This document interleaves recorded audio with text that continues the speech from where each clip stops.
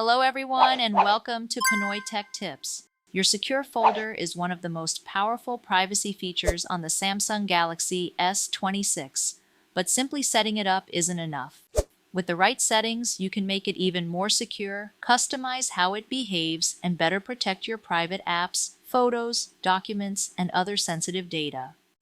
In this video, I'll show you the secure folder settings you should configure to improve security, control notifications, customize app behavior, and get the most out of this built-in privacy feature.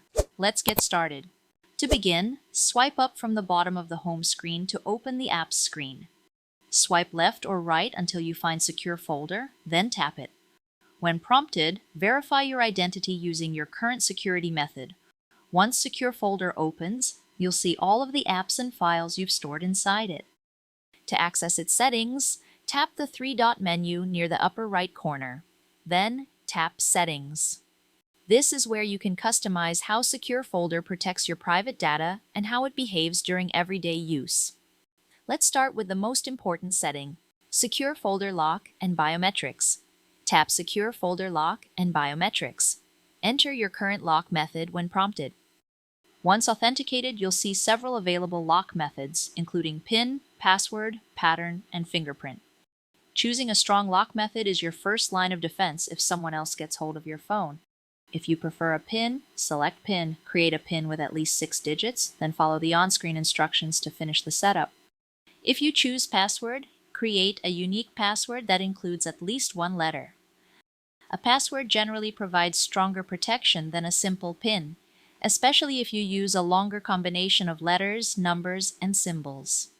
If you prefer using a pattern, tap Pattern, draw your preferred unlock pattern, then confirm it.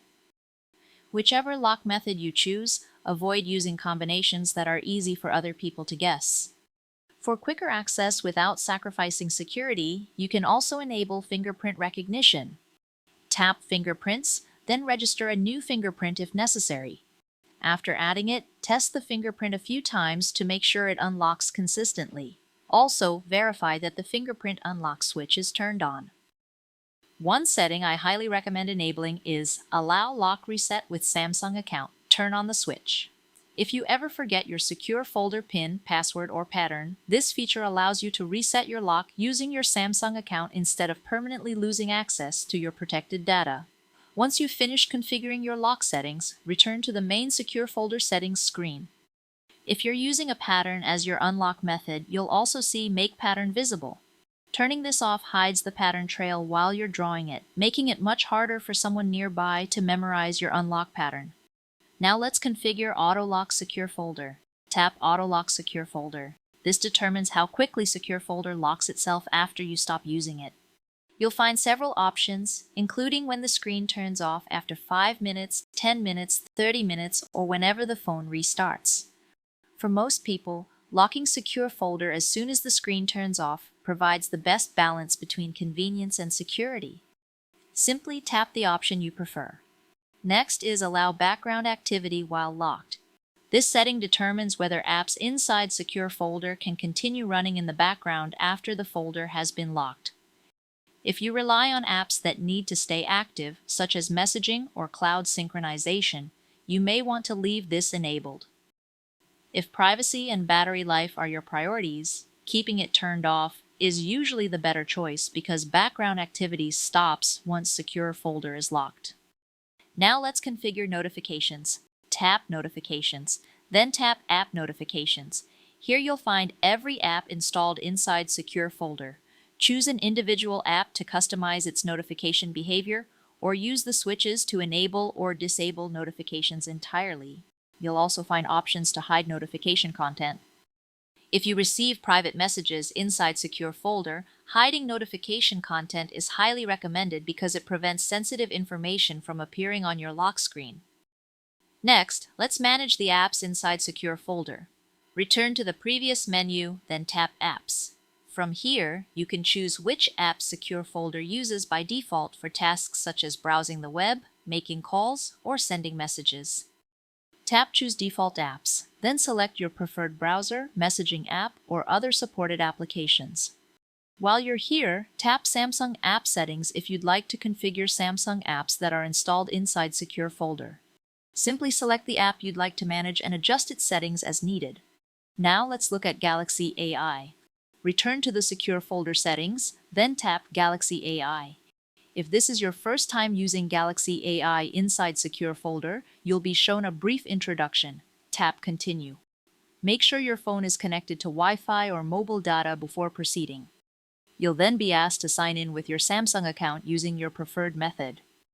Once everything is set up, Galaxy AI features can also be used within Secure Folder while keeping your private data isolated from the rest of your device. You'll also see more settings. Tap it to manage Samsung Pass, passwords, passkeys, autofill services, and other related options. Just keep in mind that Samsung Pass data created inside Secure Folder cannot be backed up to Samsung Cloud. Now let's review other security settings. Return to the Secure Folder settings and tap Other Security Settings. This section provides access to security certificates, user certificates, and additional security options used by Secure Folder. You'll also find an option that allows apps outside Secure Folder to access information about contacts stored inside it. If you want maximum privacy, it's generally best to leave this option disabled unless you specifically need apps outside Secure Folder to access those contacts. Finally, let's check the required permissions. Tap Permissions. Review the permissions listed under Required Permissions. These permissions are necessary for Secure Folder to function correctly. If any required permission has been disabled, you can re-enable it through your phone's main settings app. Before we wrap up, here's one final tip. Take a few minutes to review your Secure Folder every once in a while. Remove apps you no longer use, update the apps you've installed inside it, and make sure your lock method still provides the level of security you're comfortable with. A little maintenance goes a long way toward keeping your private information protected. And that's all there is to this guide. If you found this video helpful, don't forget to give it a thumbs up and subscribe to Pinoy Tech Tips for more Samsung Galaxy S26 tips, tutorials, and troubleshooting guides. Thanks for watching, and I'll see you in the next video.